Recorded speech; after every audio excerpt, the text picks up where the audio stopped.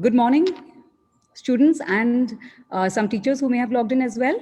We have with us today Mr. Steve Obsitnik and Manish Sabharwal, who will be discussing the US election and the political system. Quick introductions, and I will post detailed resumes in the chat window. Steve Obsitnik has been a US naval officer, tech leader, academic, and has fought for Senate and governor positions as a Republican, but a moderate one. Our board member Manish Sabharwal is moderating the conversation today. They have been classmates and close friends for exactly half their lives, 25 years. Exciting conversation ahead of us. Welcome, Steve and Manish. Thank you for having me. Today's discussion cover the structure of the American political system, ideas in American politics and parties contested and accepted, current elections, results, and the way forward. It would also be interesting to get a contrast of the Indian and American political system and implications for India of the recent elections. Quick housekeeping rules: post your questions in the Q&A box, not in the chat window, and do not raise your hands. I will be back in 35 minutes or so to post questions to Steve and Manish. Over to both of you, Steve and Manish. So I guess, Steve, we can jump into why Kavita felt the need to say you were a moderate when she said you're a Republican. That may be,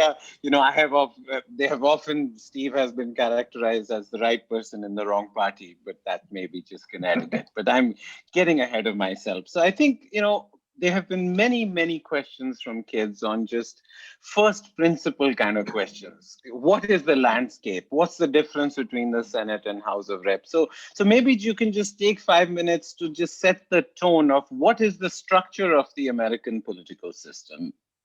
Yeah, no, thank you all for having me. And I really love to get more to your questions than what I have to say and be challenged and thinking more about, how I can answer your questions. Let me start by saying I just, my life has been changed because of Manish and Kavita. And I've been to India, 30 some odd times. And if I were born today, as I tell Manish, I'd probably rather be born to a family in India than a family in America, just given the prospects of future growth and what you all are doing as a nation. I have such respect for what you all have done and the futures that you have. But to address your question, Manish, it's such an interesting time. I think that we talked briefly before, just a couple of principles about kind of America is that a few themes that weave together that get us to this moment is, there is this notion of independence that, and even, obviously people have come to America from many different backgrounds from before our founding fathers were here, but they seek America for some level of personal independence. And my father came here from Czechoslovakia 38 days before Hitler rolled through the nation. My grandparents came from Germany. They're all seeking something different. And even today, we have immigrants trying to come to our shores, seeking independence and a better life for themselves. And I think that's one theme that leads us to the political system we have. The second is this Constitution, which defines powers for the individual, but also powers different from central government versus state governments. And all of that, I think, really is, goes into this crucible of what Lincoln referred to as the American experiment. We are still, like our founding fathers, and probably like in India too, trying to figure out our way. And it's not always perfect. And we talk over here in the U.S. about how the sausage is made in Washington. And there are many different elements that come into that. And for many years, at least while I've been voting, the nation, for the most part, has believed in evolution versus revolution. But now we've seen within the two primary parties, some fringe factions which kind of, draw on revolution a little more than evolution. So the way I kind of stack up kind of the current, with those general themes, the current, U.S. political system is, we had a hard-fought election. We had more people vote in America than ever have in our history. 150 million people, and as that is a drop in the bucket compared to what India deals with. And I know that every year you give birth to Australia in terms of numbers of people. But for us, that was a lot of turnout. And Joe Biden won with 80 million votes. Donald Trump lost with 70 million votes. In a previous election, Donald Trump would have won at 70 million votes. We didn't see this turnout before. So it was the largest turnout, about 66% of our population. We kind of know what happened at the presidential level, and we can talk about, I think, Americans tend to, look for their leader to kind of change course of where we've been. And I think that happened 4 years ago, and that was probably maybe too far in one direction. So now we're kind of coming back into the center. And I think we tend to be more of a centrist nation. At the House, so our US Congress, effectively, our parliament, has two levels. The lower level, or the US House of Representatives, has been Democratic for a number of years. It actually went more Republican. So it's about 54% Democratic.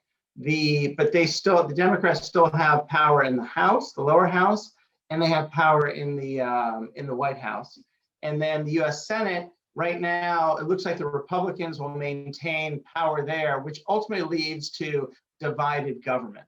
And I think one thing about Americans, when people are uncomfortable about the future, they tend to divide those three bodies so that we can't have radical change or revolutionary change. It means that just evolutionary change will probably come. That's kind of at the federal level. And I think with Americans, the closer you get to, we obviously send those representatives and senators to Washington. The closer we get to someone's own life historically, although those, it's easy to look at the media and say those are mostly democratic controlled institutions over time. But right now, 36 of 50 state governors are Republican. 30 of 50 state legislators are Republican. And it's interesting, and the closer you get to someone's pocketbook, effectively, in the US, it tends to go a little bit more Republican, because at the federal level, it's about these issues about more things about pro-choice, pro-life, about gun control, things like that are hugely important. But the closer you get to someone's everyday life, you get down to a mayoral level, it tends to be people who are like, well, what's happening with my own pocketbook? And I think it's a cognitive dissonance that this country has dealt with, for quite some time. But that's how I'd stack up kind of the current situation, Manish. I'm happy to kind of drop into kind of any other issues about, ideas between the parties or conceptions, misconceptions. So we'll come to the parties. Just quick question for us. What is how does the Senate and House of Reps, and why does the Senate have 2 people per state independent of population, and is the House of Reps? So what is the relationship inter se, and how did the founding fathers think about this whole Senate thing? Yeah, I mean, I think the thing that most people forget here, and that's why we have the Electoral College versus the National Popular Vote, is that there was a tug of war back at the time, basically first around the 13 colonies, and that grew into 50 states, plus the District of Columbia, where Washington, D.C. is, where there was always this balance between, do you reward population density or geographic or geography? And they got to this balance, and once again, always saying we're kind of this experiment in how we should address these things. How do we deal with centralized, decentralized power? That the Senate was we have now 50 states, and every state gets 2 votes. Well, Connecticut, where I live, is a state of, you'll laugh, 3.6 million people, right? New York City is 4 times larger than that. California has about 50 million people. So that's not fair. If California and Connecticut only had 2 votes in making our laws or picking our president, that wouldn't make sense because of the population density. So the notion is that the upper chamber would basically have equal representation, but the lower chamber, the House of Representatives, would be set by number of, basically on a per 100,000 people basis. So Connecticut, the lower level, has four votes in the House of Representatives, 4 seats, where California has about 26, 27. So when you add it up, California has 20, let's say 25 plus 2, 27 votes on our president in the Electoral College, and Connecticut only has 6. So I think there was this tug of war between how do you deal with population density but an individual's voice, and that was just what the founding fathers got to in terms of a formula to handle not having too much power central. So how House of Reps is basically more representative of the Electoral College then? Is that it? Or can you just explain the Electoral College? Yeah. So House of Representatives is more like a national popular vote. Okay, that California gets more votes. But let me step back. So the way we set our laws in the United States is when someone enters a law in the House of Representatives, which is that's set by population. Okay. And it first goes through the House of Representatives, which is population based. So California has 25 votes, Connecticut has 4 votes. So if California wants a vote to happen, they would beat Connecticut because they have 25 versus 4. Yes. But then it has to pass the Senate. And the Senate, it is independent of the size of the state. Connecticut has 2 senators and California has 2 senators. So at that point, once that gets to the Senate, then it's like good policy. What is good for America has to kind of play out. So you have to create a bill, you have to pass the House. It may be better for California, but if it's not good for the nation, then enough smaller states will come back and say, but it's not good for us, and it won't pass the Senate. So it's the balance of population and basically national interests, which come to play. So that's important to realize because we set laws that way, okay? You have to pass the House, you pass the Senate. The Electoral College is the same thing. That you have the number of votes you get in the Electoral College is the number of representatives you have in the lower house and 2 senators in the upper house. So California has a lot more votes than us, as they should because they have more people. However, so they have a bigger voice in this. But they can't move the whole election. And if 99% of us lived in California, should they decide what happens for the 1% who lives in the other 90% of the population of the United States. And that's the tug of war. So the founding fathers architected a traffic jam, is it? That was the idea. This is not a bug, it's a feature. They had planned it this way that radical ideas will not happen. Well, I think early on they just didn't know. I mean, America was the first nation to ever democratically elect an executive. No one in history had ever done that, right? So, as humans push for power, it was an experiment, like what would work. So the founding fathers wanted to balance. Some people said that people in the House of Representatives or Congress should decide, and other people said, but that's what we were fighting for. That we were fighting against a king who could decide, and if it was a political process, then what did we fight for? The other end of the spectrum is the uncertainty of if you look at a popular vote back then, there was no internet, there wasn't good there was not good rapid communication of news. The framers were also worried that, well, people may not even know who's running for office, right? Or they may be manipulated in their information. So there was this tug of war between centralized versus making good decisions in a decentralized fashion. And oddly enough, I think the same thing may remain today with the impact of social media and potential manipulation. And if anyone has not watched The Social Dilemma, you should.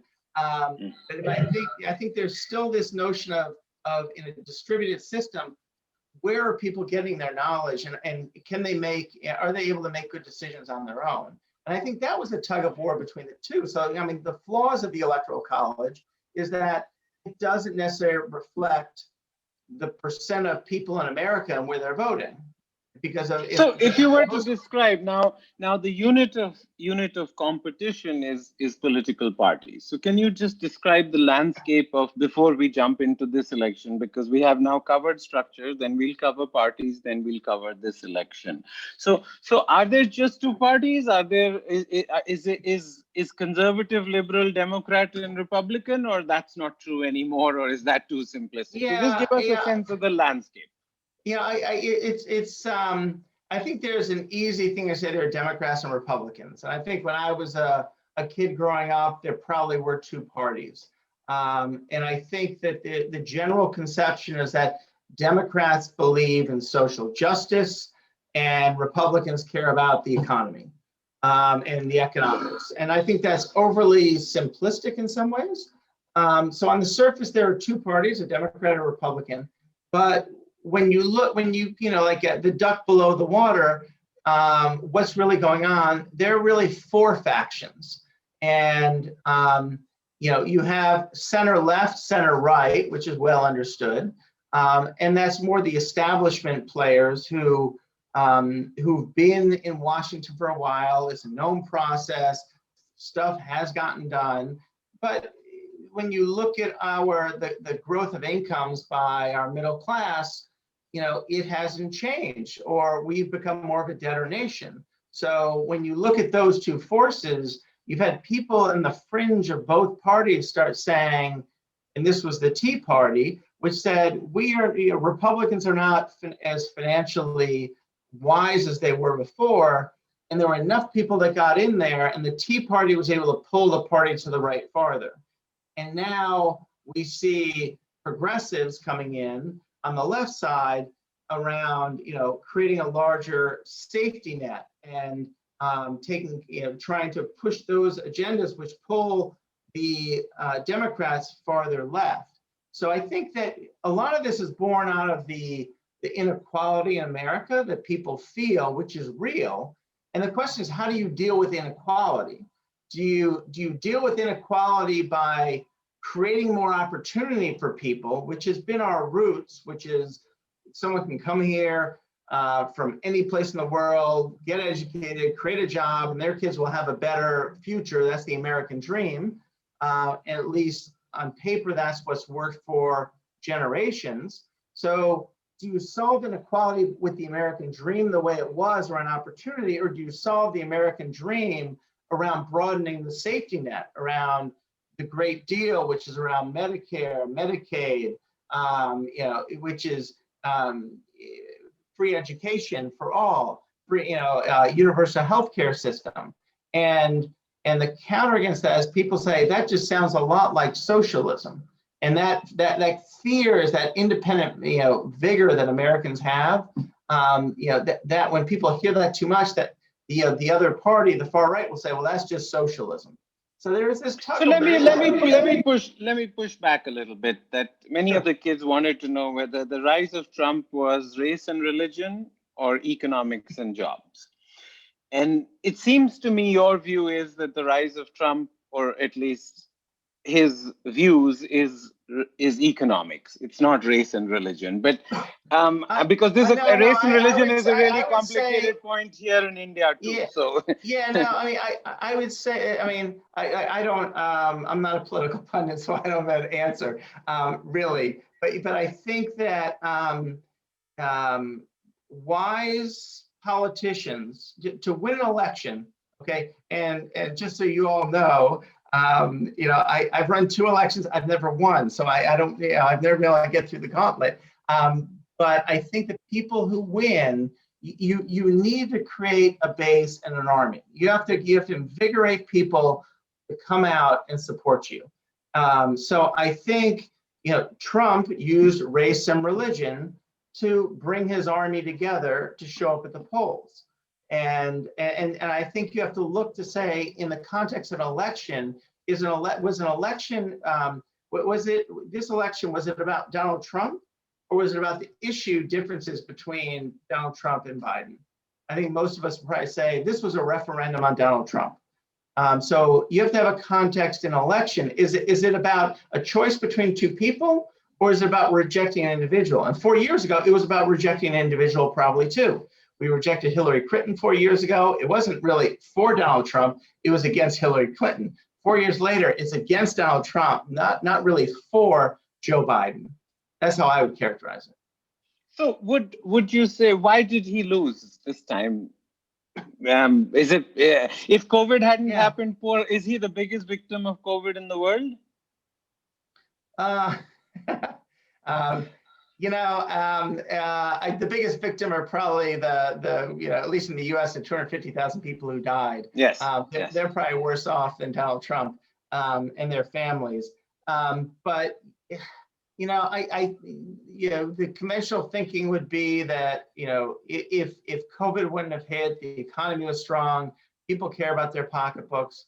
In running my elections, 2 weeks, the interesting thing was I had a feeling, going in that in America, only 2 weeks before an election do people really, I think in the US, really decide.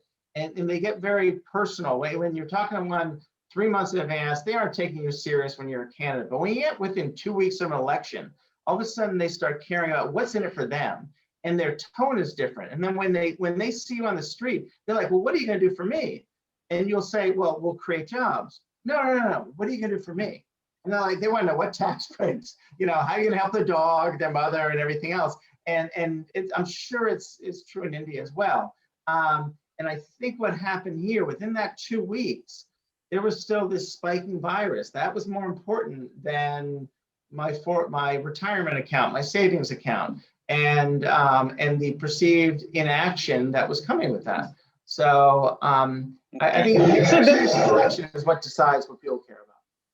Okay, so if for just one of the kids was very interesting question. Do qualifications of candidates matter? Do characters and values matter, or people don't really care about this? I mean, I didn't win, so I say they don't care about qualifications. Okay. I don't. I think cometh the time, cometh the man or woman, right? And I don't.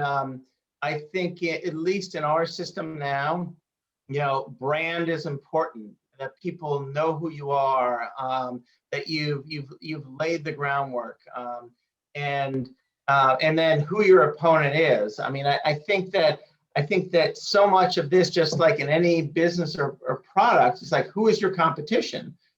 Could Trump have beaten Obama? Probably not. I think it was that moment that brought him in, and there was this general uncertainty about globalization, and there are many people in the U.S. that have been left behind in our economy, and they were looking for an answer. We've offshored jobs to India and China, and we've onshored debt to people. They're more indebted. And when you look in different parts of the country, which aren't the California and New York and Florida of the world, the center of the nation, their jobs are gone. Their parents did well, they're not doing as well. And then they're waiting for a solution. And that solution, at least 4 years ago, was in Donald Trump. But now those jobs necessarily didn't show up, or seeing their friends die because of COVID. And now they're saying, okay, I'm going to look for another solution. Okay. Yeah. So if I wanted to, on average, do Americans feel that the election was rigged? And if they don't, then even if they don't, 48% of Americans didn't vote for Biden. So what does that mean for governance going forward? Or that's not how it works? Whoever wins, wins, and then life moves on from there. Whoever wins, wins. I mean, over here now, I think, after about the fourth or fifth day, there was no meaningful evidence that there was any rigging or any problems. I think most people are like, when they went to bed, they thought Trump was going to win. They woke up by the end of the second day and calculating all these absentee ballots, Biden won, and then most people moved forward. And I think the advantage of our system is that because we are decentralized and each state validates their own election, we didn't have to go into a national recount. We could just firewall it or damage control it off to Pennsylvania, Michigan, Wisconsin, Georgia, and Arizona had to recount, right? So it was much more, you can get through that much more quickly than having to do a national recount, which would have thrown a lot more uncertainty out there for a while. And that's what I think Trump's legal strategy was to create as much chaos to effectively create a national recount. But there wasn't enough fraud to show that that was warranted. Okay. And so just before we move to the questions, Kavita, I'll probably come to you in like 2 minutes. Just what is your sense of the future of the Republican Party and the Democratic Party in terms of issues? Are the agendas blurring, or is it clear, as you said, that the Republicans care about the economy, they tend to be conservative, and Democrats, is it left, right, is it up, down, or what is going on here? Yeah, it isn't as, at least when I was, when I was in high school, it felt more black and white. It felt more Democrats, were more about, working class, and Republicans care more about balancing budgets. When you look at the history of America, both parties have taken us down the same path. Democrats may increase taxes and increase spending more. Republicans may cut tax and increase spending, but the same result is the same, which is, we have more kind of national debt than where we are, and it's played out, because of the American dollar as a reserve currency and everything else, that we've maintained a relative place of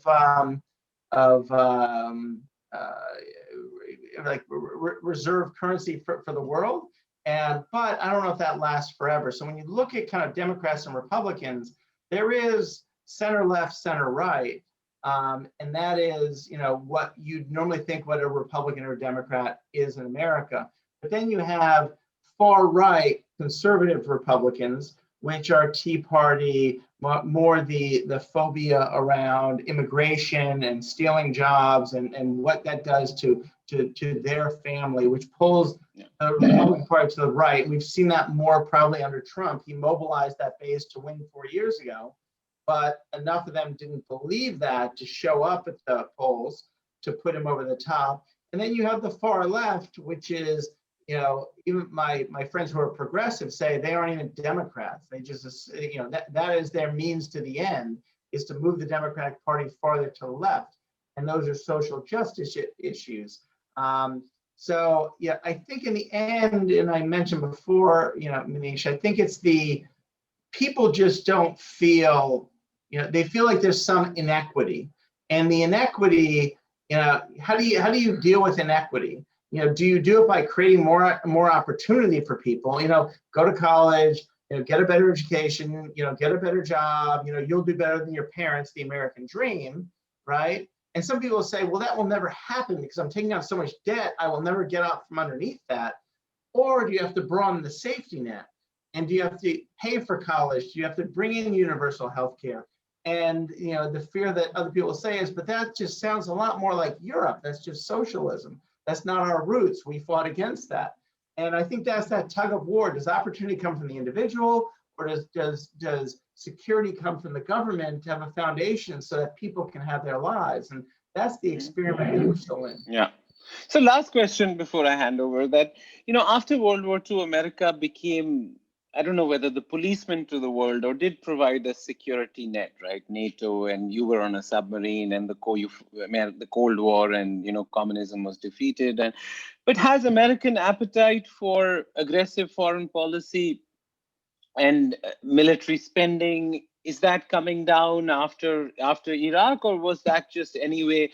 When people feel inequity at home, they'll say, well, why are you spending all this money doing stuff abroad? Or what do you think is the direction of travel for American military, foreign policy, and stuff like that?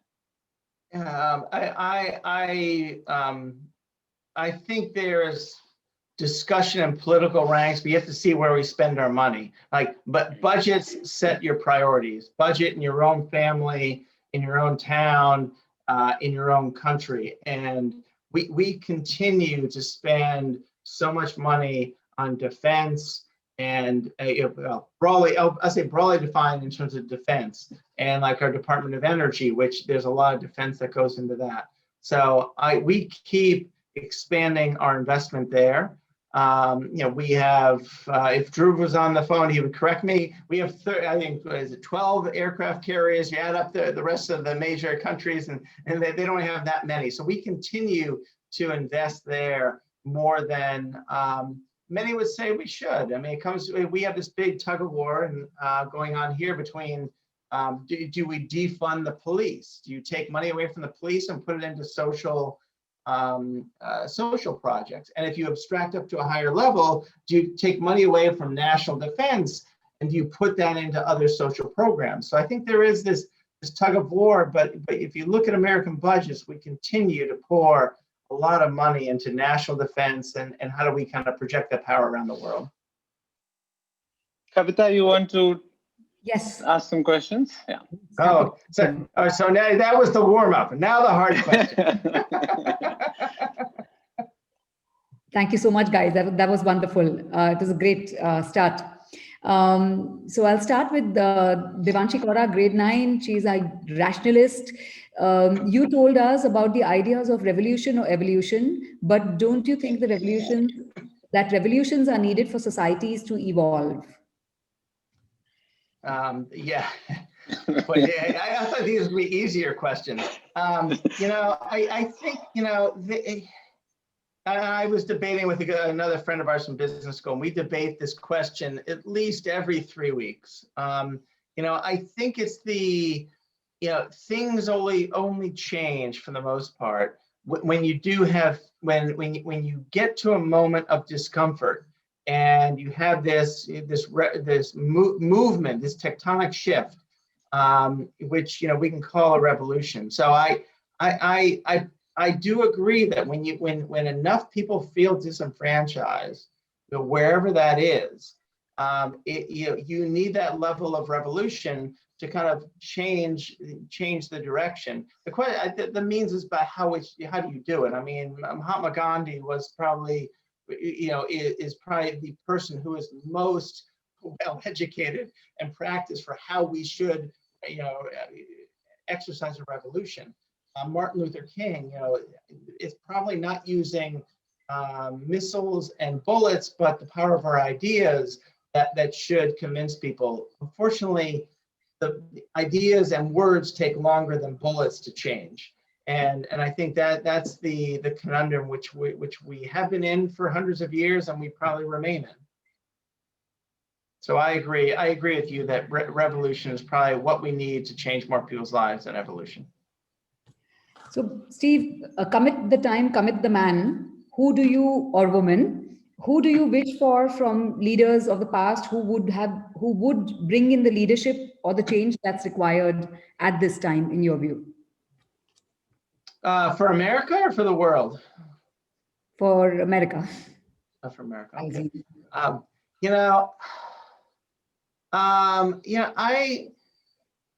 Joe Biden's come for a reason, and it might be a 1, 2, 3, 4 year, maybe 8-year term. I think there's a bit of healing that people have. I mean, he made a Thanksgiving speech the other day, and my daughter, who voted for her first time as well, and she heard his speech, and my mother-in-law, who is 82, who had voted Republican, Democrat before. I talked to both of them, and they're like, that's what we want in a leader. We want someone to kind of bring us together, not to divide us, but to unite us.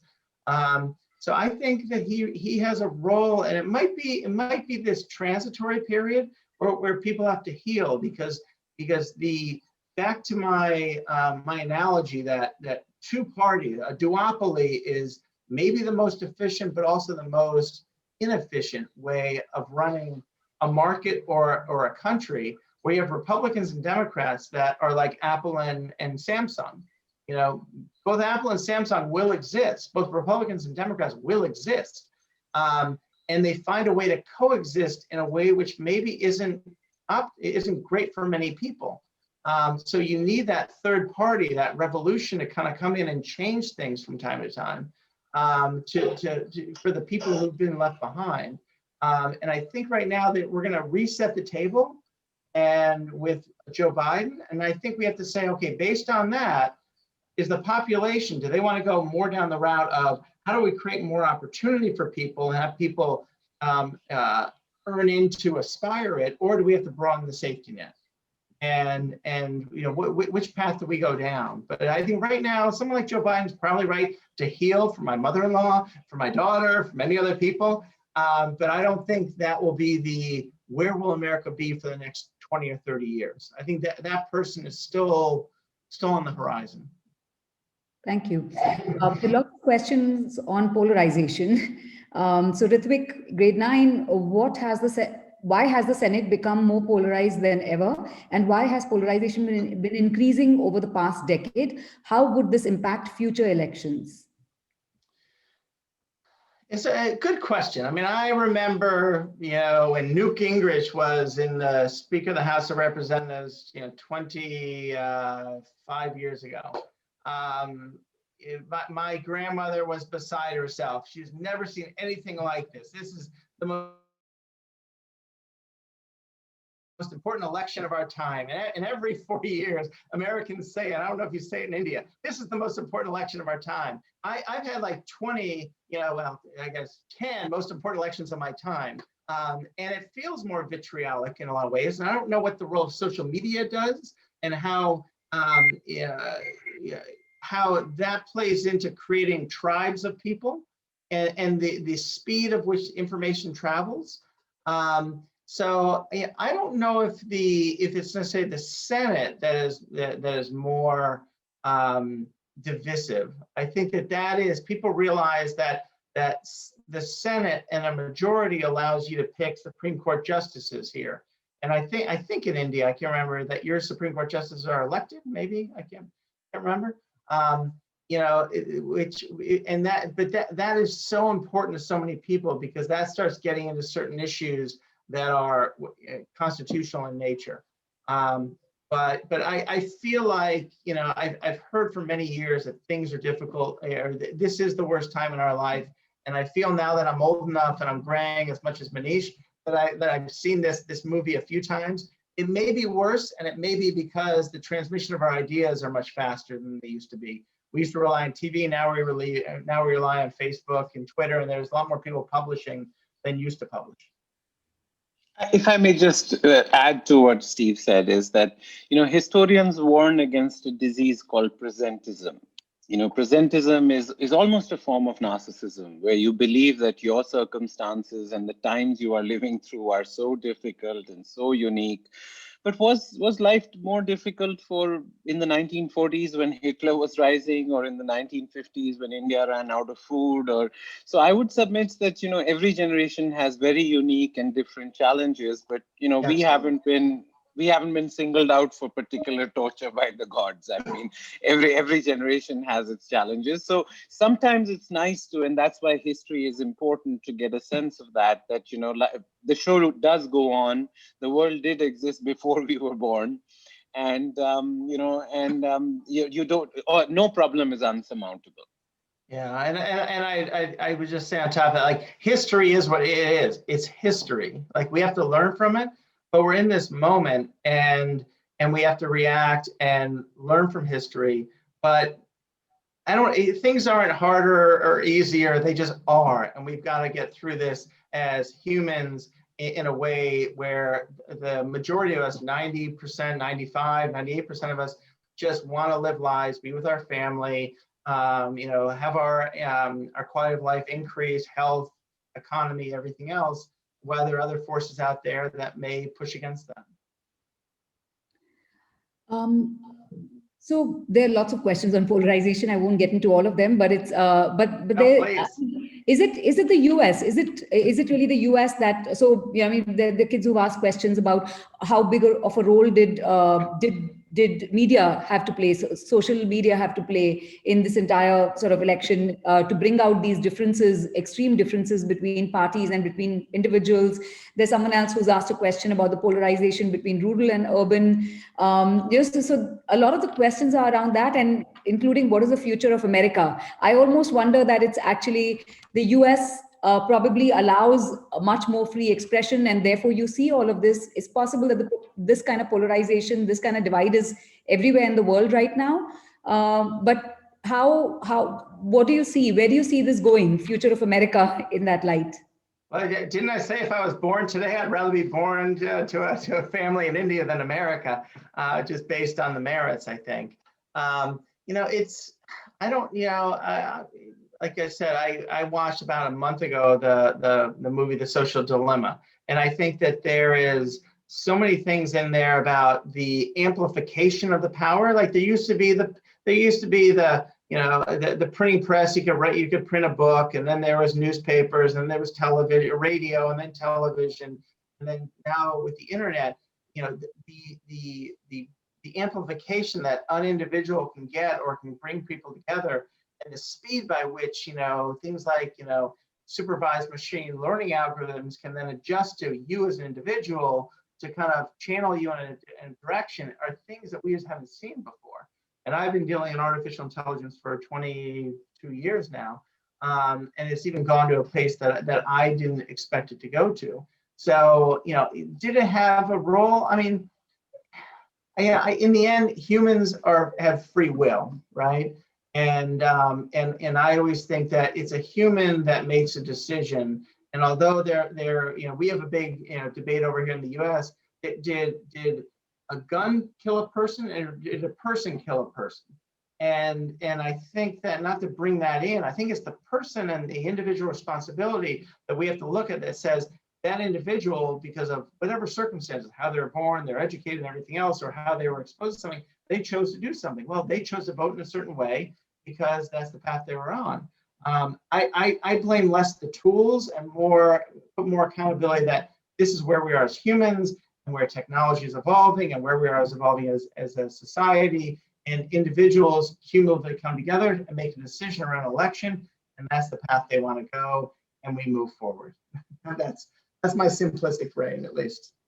On AI, I wanted to ask you a question on so Raj Chetty, who's known for his Chetty bombs from Harvard, and a recent podcast, he spoke about how this data and these algorithms get used for deciding areas where people should live so that they can have a better future. So do you see that actively in the US today, where people are being sort of being moved around and pushed based on these data algorithms, big data, sort of to say that if you move here you will progress faster and your children will be better off, opportunity bargains, and looking for areas that allow people to rise? Is that a little bit of future focus?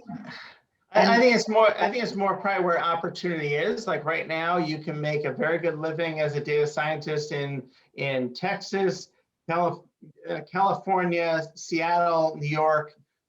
So that's kind of, people are kind of separating to those areas, because that, at least pre-COVID, that's where the opportunities are. And I think we've been a transitory nation, where people obviously came first to Virginia, basically Virginia to New York, and then we spread out because of gold rushes and everything else, and the evolution of our economies then created agglomeration economies where people focused on finance in New York and tech in San Francisco and Hollywood.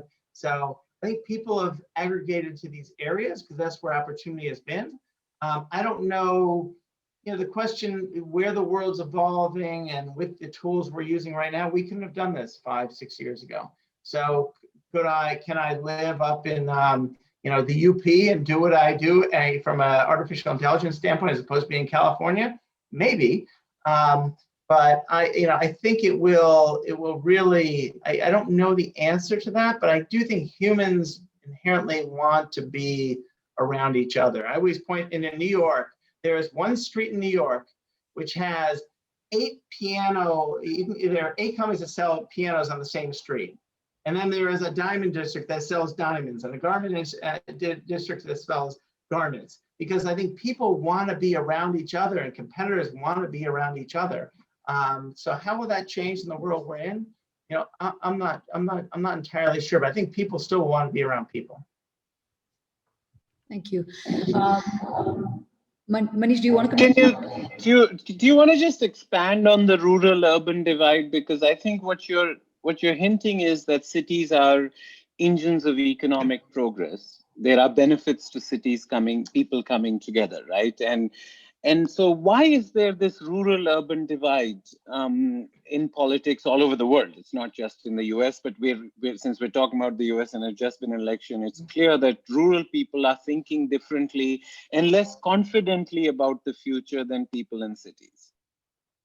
Yeah, I mean, it's like, you know, we talked years about this, Manish. Do you bring jobs to people or people to jobs, right?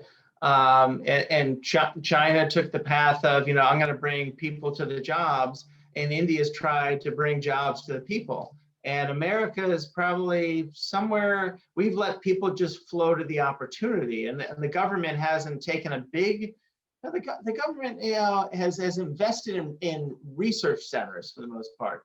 You know, that's why Silicon Valley grew up to what it was, because the government started investing in that area. And so I'd say the government here has created more in our education centers, University of Texas in Austin, MIT, you know, the institutions you all know. And there continue to be a lot of these kind of other areas that have been left behind. The government, as we say in the US, the government picked a winner or a loser. They put money in Boston, didn't put it into Iowa. You know, I think that's one trend which has happened, but now I think people are also saying, you know, in the world I've been in because of technology and now because of COVID, I can go live anywhere I want. A woman we hired recently, she lived in New York City. She came out to Connecticut, about an hour away. And I said, you know, how many friends do you really have in New York? She said, I had 20 friends in New York. I said, how many post-COVID are still in New York? She said, 1 of 20 are in New York. The other 19 have left, and they've gone and all scattered across the United States, Montana, LA, you name it, because they just want to be in different areas. I think that's kind of the question for us is like, can we operate? Has COVID accelerated our ability to be as innovative and as and the ability to create culture in a distance environment, like we're trying to do now? I don't think so. Maybe I'm too old. I think I just have to be around people. I have to have shared experiences. I miss coming to India and all the things we've done, you know, together there. Like we couldn't have these shared experiences over the last half of our life, Manish, if I wouldn't have come to India and you wouldn't have come here. So, artificial intelligence, virtual reality, augmented reality have to get much better before we can have these shared realities. I think we're still 20, 30 years away from that. So I still think we're going to kind of agglomerate in areas together in cities. And then you get back to the push and pull between, okay, people are leaving rural areas. How do you maintain representation there? And I'd say that the Electoral College for us at least gives some of these rural areas some voice. It gives them, and that's maybe some of the wisdom that our founding fathers had to say that these rural areas have some voice. They can't decide the president, but last time Trump won because of 2 or 3 Rust Belt states that were fed up with the status quo. And that won't happen every 4 years, but it may happen every 15 or 20 years. But it's a hard question. I think many countries are dealing with the reality of what we're talking about. So on the electoral college, Mr. Sohal, when the electoral vote does not present the popular vote, is it considered undemocratic? If yes, is there scope of changing the electoral college system in the future?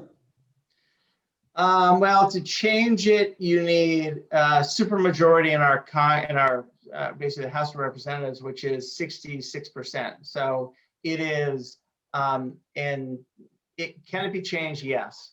I think we're divided enough that it probably won't happen for the next 15, 20 years. I think that when you look at the Electoral College, I think it does. It does reflect a little bit of some of the issues that probably were alive back when the Founding Fathers came, which is How much do you trust one centralized person? How much do you think that the wisdom of the people out there know what they're doing? And even now, it says, how much do we want to trust people all, going to our coast, basically, New York and California, and people kind of in the middle of the country who you don't want to leave behind. So you get to this majority rule, minority interest. How do you allow the majority to make a decision, but not let a minority be left behind? And the minority may have been slaves back, 200 years ago, or the minority might be people who are conservative living in rural areas. That's always the balance. Is how do you preserve that the majority should decide, but the minority shouldn't be left behind? Thank you. There are lots of questions on recovery. So it's a good idea to talk about that. So Vishal has questions on how long would it take for the government, for the new government to recover. He also has a questions that what will the Democratic Party do different from the Republicans now that they are in power? Our biologist Aditi Magesh from grade 9 has the specific question on how long would it take and how difficult would it be for the new government to allow Senate to come to consensus or for the bills to be passed specifically for COVID measures. Ananya Sahai has a question on racial healing and how long will that sort of the recovery there? So recovery seems to also be a focus. That how long will it take? What are the kind of things that you see happening now, especially given the divide in the Senate? Yeah, boy, the questions keep getting easier, Kavita. I think that we are, as humans, we are political animals. And I think Americans, probably like any other people, when you're generally, this was a vote against Donald Trump, not for Joe Biden in general. But people were also a little uncomfortable of, we don't want to give all the cards to Joe Biden because we don't know what's going to happen.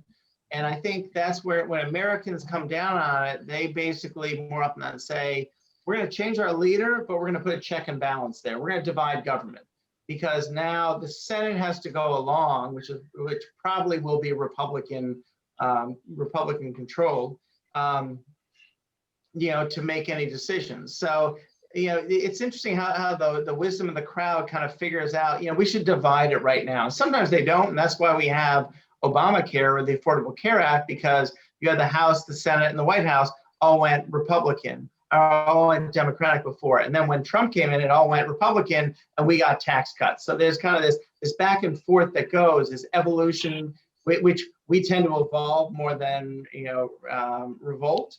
Back to the previous question. So I think that is kind of the back and forth. So the Senate is more of that check and balance from a racial perspective. I mean, it's sad. It's sad in so many ways. And I think as a world, we've dealt with this for far too long. We all, we're all 97% water. We all have mothers and fathers. We all kind of, for the most part, all of us just want to love people and have a better life. And this is, when you see in the US what we've dealt with in terms of if it's police shootings or some of the riots and everything else, it's sad. And I wish if I found, back to that previous question, who is cometh the time, cometh the person, it'd be someone who would just heal that, who would just, allow people to, accept people for who they are and get around some of these political processes and realize that we all have probably 70 to 90 years of life. So let's just enjoy life along the way. And it's not all about power and money and everything else. It's about solving problems for the future. And I gave this, my daughter is going to be a freshman in freshman college, and she wants to study chemistry. And she also cares about global warming. And a friend of mine who's in the Trump administration in the Department of Energy, fairly high up, he sent me this really interesting article about how they're using chemistry now to take carbon dioxide from the environment and actually infuse it into products, pull it out of the air to create, parts for cars and cups and everything else, and now we're carbon negative, right? So why aren't we focusing on things that are like carbon negative, creating products so that our kids and our grandkids can live here peacefully, as opposed to power and money? And but maybe that's who we are as humans. I'll get off my soapbox, Kavita. What I'm hearing from you, Steve, is essentially the need for the country to just come back together, and recovery, it sounds like, is going to be the same whether you have one party or the other. Is that what you're saying? You know, I think there will be back and forth. I think there will be kind of a restoration or a pushing below the surface. I think people would say with Trump, he validated a number of people who came above the surface with ideas which were not mainstream. And I think by validating those people about racial things, that he gave them oxygen, right? I think we'll probably be back to a, how do you kind of maybe push them below the surface, but they're still below the surface, right? And I think, you know, and someone on the other end of a political spectrum could say the same thing previously, that it's brought up ideas, you know, now ideas are coming up that aren't what we want. They're communists, they're socialists, right? And they'll have some air for a while. And are they good things or not? And I think as a people, you know, we evolve and we change every year with new people coming in the country, and we're an experiment. We'll see kind of where things go for the next 20 years. So on communism and socialism, we'll just take two more questions. The second one is going to be on the impact on India. So both of you just set up for that one. But just on socialism and communism, since you brought it up, Aditi picked up in your conversation that there is a negative connotation around socialism. Is that so? Why is that? And Noor Sabharwal has a question on the alliances like NATO that were formed to prevent the spread of communism. Do you think Biden government would find another justification for their being? I think it's coming from this place of the Trump government sort of, you know, being against, sort of anti all of these alliances, and not funding the multilateral organizations and just all of that. Do you see a switch in that? Do you see a negative connotation in the US around socialism? What do you see the trends? Yeah, with a little insight, you know, I think there is like any relationship, you know, I think someone in Washington who was in the administration will probably answer Nora's question this way, saying every once in a while, you know, you have to reset a relationship, and relationships have to be a two-way street. And when it starts, when my daughter keeps coming to me saying, "Can I have $20? Can I have $20?" And you keep getting $20. At some point, you have to be like, you know what do you need this $20 for? And I think there's been a little resetting of the relationship. That's how I view it positively. Negatively, I would say, you know, did they go about the right way to reset the relationship? Probably not. I mean, I think leaders set tone creates culture, and that's your destiny. And so I can understand what they were trying to accomplish, but, you know, did they go about the right way? I can't say that was entirely, you know, the right path, but I understand what the goal, you know, is ends versus means. And I think a lot of this is, you know, do ends justify means? And I tend to be more of a, I want the means along the way. I want to enjoy the means along the way. I'm not here just for the ends, because I know where the end will be for me, and I won't be able to enjoy the means at that point. Thank you. And the last question, both of you, on how is this going to impact Indo-US relationships? What's the impact on India? A bunch of kids have been asking that question again and again. So I'd say the one thing on the first part of the question you talked about communism, and then I'll let Manish, you know, maybe you set it up and I'll follow up. That, you know, I think from a communism standpoint, like where my family came from, my family left, you know, the reaches of Hitler, right? And from Germany and Czechoslovakia. And there is, you know, Reagan had this saying, which is haunting in many ways for us here, which is, freedom is never more than one generation away from extinction. It's never more than one generation away from extinction. And we don't pass it to our children through our bloodstream. You know, it must be fought for, protected, and handed on from one to the next. And that that feeling of what people have and why people came to these shores is so ingrained, and that gets to this whole element of the Constitution and free right, the rights we have and everything else. And I think there's that fear. It's back to that. How do we solve our problems? Is it through more opportunity, or have we gotten to the point where now we're so big that we need a bigger safety net? And I think that's the tug of war that's going on here. Manish, I'll let you talk about Indian-U.S. relations. Well, we'll do another session on that, but I wanted to just build on the question and Steve's answer that, in life, there are two kinds of problems: technical problems and wicked problems. Technical problems have a right answer, and once you answer them, they end. Wicked problems are adaptive problems. You don't find a solution, and you never really solve them, and they never end. And this communism versus socialism, left versus right, conservative versus liberal, is not a technical problem. Life policy is not the solving of a sum, it is the painting of a picture. And that's why I would like you to reflect on Steve's talk as just an extension of a wonderful 1962 book by Bernard Crick called In Defense of Democracy, in which he said that democracy is how we solve wicked problems, or how we talk about wicked problems, because we're not in conflict. We're trying to make trade-offs. We're trying to make trade-offs between this generation and the next generation. We're trying to make trade-offs between being socially justful, having social justice, but having the environment for entrepreneurship and job creation. These are not in conflict. The environment and business are not in conflict. They are trade-offs. There is not conflict between old people and young people in Social Security. You're just making trade-offs. So this red versus blue, liberal versus conservative are all just ways to try and find the solution to a very wicked problem, which is how should we live our lives? How should we have our relationships between each other? So I would submit that, this American election is actually worth celebrating. And it's worth celebrating as in defense of democracy, that this is instead of beating each other up or picking up a stick and hitting somebody who you disagree with, you just hold an election and you vote somebody out. And to me, that lesson is really something that we want to leave with you kids, right? And me and Steve have debated this a lot, right? That is history made by people, or do circumstances make history, or do people make history? And are we the waiter in the restaurant, or are we the chef? And I think we have always concluded that we are the chef. People make history. Gandhiji made history, Abraham Lincoln made history, the Constitution writers of India, the remarkable 299 of them, or the remarkable Constitution writers in the US made history.